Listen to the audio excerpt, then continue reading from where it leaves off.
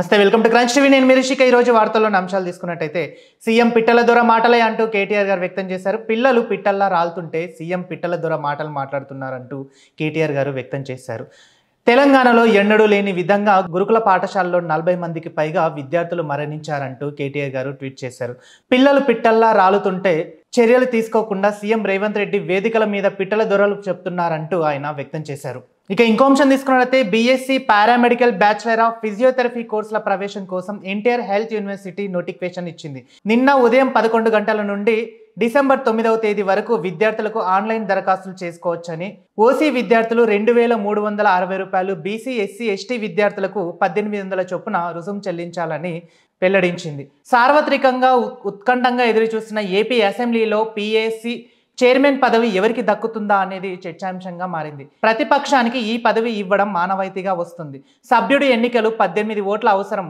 వైసీపీకి కేవలం 11 మంది ఎమ్మెల్యేలు మాత్రమే ఉండడంతో ఇవాళ నామినేషన్ వేస్తారు లేదా అన్ని దానిపై ఆసక్తి నెలకొంది. ఇప్పటికే జగన్ ప్రతిపక్ష హోదా దక్కలేదని అసంతృప్తి. మరి ఈ పీఎస్సీ చైర్మన్ ఎవరికి దక్కుతుందో మరి వేచి ఉండక తప్పదు. ప్రజలతో నేరుగా మాట్లాడాలని సీఎం చంద్రబాబు నాయుడు గారు నిర్ణయించినట్లు తెలుస్తుంది. 1995-2004 మధ్య డయల్ యువర్ సీఎం కార్యక్రమం నిర్వహించారు. అదే తరహాలో సంక్రాంతి నుంచి ప్రజలతో మీ ముఖ్యమంత్రి కార్యక్రమం చేపట్టాలని భావిస్తున్నట్లు సమాచారం. దీనికి ఆడియో వీడియో విధానాల ద్వారా ఎలా చేయాలనేది దానిపై అధికారులతో సీఎం సమావేశాల్లో పూర్తి చేస్తున్నట్టు సమాచారం. త్వరలోనే దీనిపై పూర్తి వివరాలు ప్రభుత్వం వెల్లడిస్తుందని ఆయన తెలిపారు. డిసెంబర్ 3న ప్రజా పాలన బహిరంగ సభ అని చెప్పేసి సీఎం రేవంత్ రెడ్డి గారు పేర్కొన్నారు. ప్రభుత్వం ఏర్పడిన ఏడాది పూర్తవుతుంది సందర్భంగా డిసెంబర్ 3న ప్రజాపాలన బహిరంగ సభ నిర్వహించాలని సీఎం రేవంత్ రెడ్డి నిర్ణయిస్తున్నట్టు సమాచారం.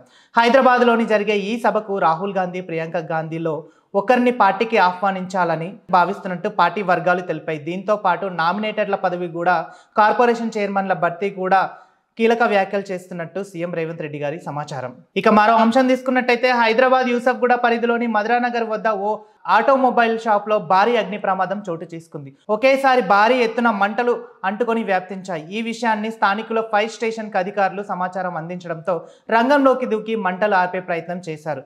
అగ్ని ప్రమాదానికి గల కారణాలు తెలియాల్సి ఉంది. వాట్సాప్ ద్వారా పౌర సేవలు చంద్రబాబు నాయుడు గారు వెల్లడించారు. పలు పౌర సేవలలో వాట్సాప్ ద్వారా అందిస్తామంటూ సీఎం చంద్రబాబు నాయుడు గారు ఓ ప్రకటనలో తెలిపారు.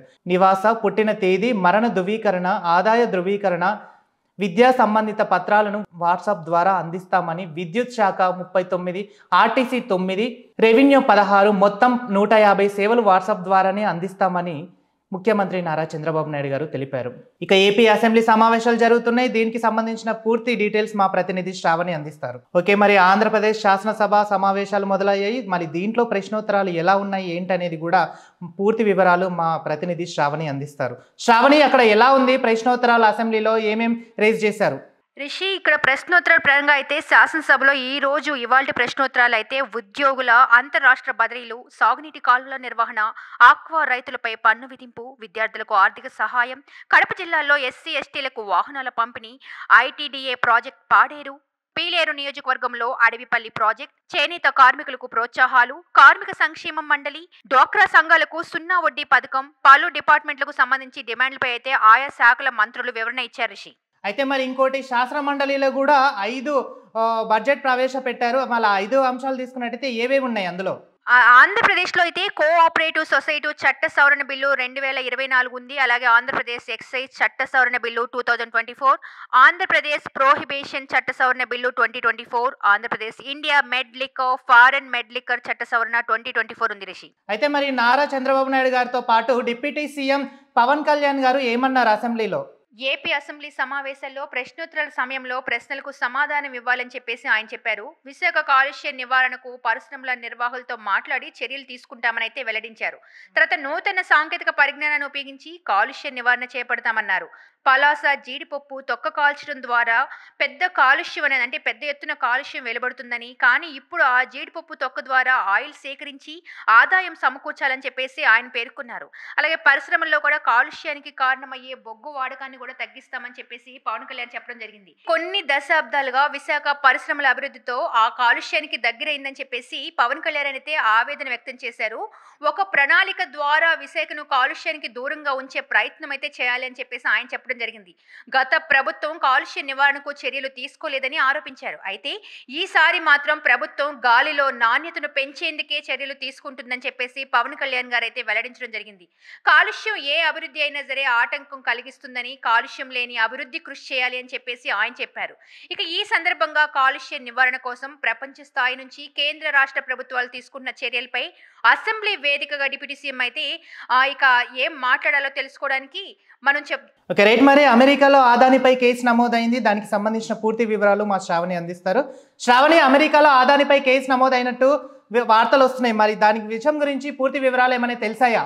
రిషి, ప్రముఖ భారతీయ పారిశ్రామికవేత్త గౌతమ్ అదానీ అయితే ఇప్పుడు ఒక సంచలన వార్త అయితే బయటకు వచ్చింది. ఏంటంటే అమెరికన్ ప్రాసిక్యూటర్ తీవ్ర ఆరోపణలు చేశారు.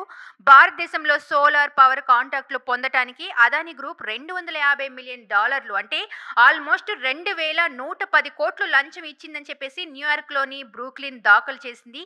అయితే ఈ కేసులో యుఎన్ ప్రాసిక్యూటర్లు కూడా పాల్గొన్నారు. ఇందులో గౌతమ్ అదానీ, సాగర్ ఆర్ అదానీ, వినీత్ ఎస్ జైన్లు కూడా అమెరికా ఇన్వెస్టర్లను తప్పుదో పట్టించారని చెప్పేసి ఆరోపణలు అయితే ఇచ్చారు. ఇప్పుడు దీనికి సంబంధించి తాజాగా అదానీ గ్రూప్ కూడా ఒక ప్రకటన విడుదల చేసింది. United States Department of Justice and United States Securities and Exchange Commission మా బోర్డు సభ్యులు గౌతమ్ అదానీ, సాగర్ అదానీలపై ఈస్టర్న్ డిస్ట్రిక్ట్ ఆఫ్ న్యూయార్క్ కోసం యునైటెడ్ స్టేట్స్ డిస్ట్రిక్ట్ కోర్టులో క్రిమినల్ కేసు నేరాపణ, సివిల్ ఫిర్యాదులను జారీ చేసినట్లు కంపెనీ తెలిపింది. అయితే యునైటెడ్ స్టేట్స్ డిపార్ట్మెంట్లో జస్టిస్ మా బోర్డు సభ్యుడు వినీత్ జైన్ కూడా ఇలాంటి నేరాపరణలో చేర్చిందని, ఈ పరిణామాల దృష్ట్యా గ్రూప్ అనుబంధ సంస్థలు ప్రస్తుతానికి ప్రతిపాదిక USD బాండ్ ఆఫర్ను కూడా కొనసాగించకూడదని చెప్పేసి కంపెనీ నిర్ణయించింది. Okay, thank you Sravani. ఇక డీటెయిల్స్ చూసుకున్నట్టయితే మరో అంశం, సీఎం సొంత జిల్లాలోనే కాంగ్రెస్ పార్టీకి అవమానం జరిగినట్టు చూస్తున్నాము. సీఎం రేవంత్ రెడ్డి సొంత జిల్లాలో కాంగ్రెస్ పార్టీకి ఘోర అవమానం జరిగింది. మహబూబ్ నగర్ జిల్లా అడ్డాకుల మండలం కేంద్రంలోని ఆర్టీసీ బస్ వద్ద ప్రజలు బుధవారం ప్రజాపాలన విజయోత్సవ వాహనాలను అడ్డుకున్నారు. 6 గ్యారంటీల అమలు విషయంపై కళాకారులను ప్రశ్నించారు. కళాకారులతో ప్రజలు వాగ్దానానికి దిగారు. ఇచ్చిన మాటలు ఏమయ్యాయి అంటూ కళాకారులను నిలదీశారు. అబద్ధపు ప్రచారాలను మానుకోండి అని చెప్పేసి కూడా వ్యక్తం చేశారు ప్రజలు. మానుకోట బీఆర్ఎస్ మాజీ ఎమ్మెల్యే శంకర్ నాయక్ పై కేసు నమోదైంది. తమ భూమిని అక్రమంగా ఓ మహిళ దగ్గర నుంచి లాక్కున్నారని సుబేదారి పోలీస్ స్టేషన్లో ఆమె ఫిర్యాదు చేశారు. హంటర్ రోడ్ దుర్గాదేవి కాలనీలో 50 గజాల స్థలాన్ని శంకర్ నాయక్ అతడు అనుచరులు క్రమంగా ప్రయత్నిస్తున్నారని ఫిర్యాదులో పేర్కొన్నారు. ఇక మరో అంశం తీసుకున్నట్టయితే తెలంగాణ గిరిజనుల్లో దళితులపై జరుగుతున్న దాడులను నిరసనగా గురువారం మహబూబాబాద్ వేదికగా బీఆర్ఎస్ పార్టీ నిర్వహించేందుకు మహాధర్నా చేపట్టింది. పోలీసులు అనుమతి ఇవ్వకపోవడంతో హైకోర్టును వెళ్లి ఆశ్రయించారు. ధర్నా నిర్వహిస్తామని బీఆర్ఎస్ పార్టీ పేర్కొంది. హైకోర్టు అనుమతి వచ్చాక 50,000 మందితో ధర్నా నిర్వహిస్తామని కేటీఆర్ గారు ప్రకటించారు. గిరిజనులు కేటీఆర్ అండగా నిలుస్తామని, గిరిజనులకు కేటీఆర్ అండగా నిలుస్తుందని రేవంత్ రెడ్డి సర్కారు ఓర్వలేదని బీఆర్ఎస్ పార్టీ నేతలు ఆరోపించారు. ఇక తెలంగాణ ప్రజలు అప్రమత్తంగా ఉండాలని ప్రభుత్వం జారీ చేసింది. తెలంగాణలో క్రమంగా చలి పెరుగుతుండడంతో ప్రజలు అప్రమత్తంగా ఉండాలని రాష్ట్ర ఆరోగ్య శాఖ సూచించింది. ముఖ్యంగా వృద్ధులు, గర్భిణీలు, వికలాంగులు, బాలింతలు, పిల్లలు, కార్మికులు, రైతులు నిరాశగా జాగ్రత్తగా ఉండాలని సూచించింది. ఎక్కువ రోజులు జలుబు, ఫ్లూ అలాంటివి ఏమైనా ఉంటే వెంటనే డాక్టర్లకు సంప్రదించాలని వైద్య ఆరోగ్య శాఖ నిర్ణయించింది.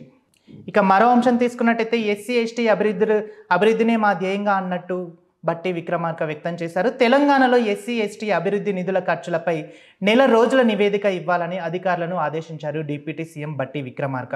సెక్రటేరియట్లో ఎస్సీ ఎస్టీ అభివృద్ధి నిదానాలపై 32 శాఖల పనితీరుపై ఆయా సమీక్ష నిర్వహించాలని శాఖల వారీగా కేటాయించిన నిధులు గత ఏడాది ఖర్చు ఎంతుందన్నట్టు ఆయన వెల్లడించారు. ఎస్సీ ఎస్టీ సబ్ ప్లానింగ్ చట్టం ప్రకారం అన్ని శాఖల్లో ఓ విధానాలను ఏర్పాటు చేయాలని ఆయన ఆదేశించారు అధికారులకు. తెలంగాణలో మద్యం ప్రియులకు గుడ్ న్యూస్ చెప్పినట్టు తెలుస్తుంది. వేసవిలో బీర్ల కొరత లేకుండా చూడాలని ఎక్స్చేంజ్ శాఖ ఓ కంపెనీకి అప్పగించింది. దీంతో కంపెనీల భారీల ఉత్పత్తిని పెంచాలని సంగారెడ్డి సమీపంలో ఉన్న ఓ కంపెనీ సాధారణంగా నెలకు 3 లేదా 4 లక్షల కేసులను ఉత్పత్తి చేస్తుండగా ప్రస్తుతం దాన్ని 5 లక్షలకు పెంచాలని, ఇప్పటి నుండి ఉత్పత్తి పెంచకపోతే వేసవిలో సరిపడే స్టాక్ ఉండదని ఆ కంపెనీలకు భావించినట్టు చెప్తుంది. ఇక ఏపీలో కొత్త ఐటీ పాలన తీసుకురాబోతున్నట్టు మంత్రి నారా లోకేష్ ప్రకటించారు. ఐటీ అభివృద్ధిపై శాసన మండలిలో ఆయన మాట్లాడారు. 2019-2024 మధ్య ఐటీ అభివృద్ధి కనీసం చర్యలు లేవని, మరో 3 నెలల్లో విశాఖ టీఎస్సీ వస్తుందని, ఐటీ క్యాంపెయినింగ్ ఏర్పాటు చేయాలని ఆయన వెల్లడించారు. ఇక ఇవి బులెటిన్ అప్డేట్స్ చూస్తూనే ఉండండి క్రంచ్ టీవీ.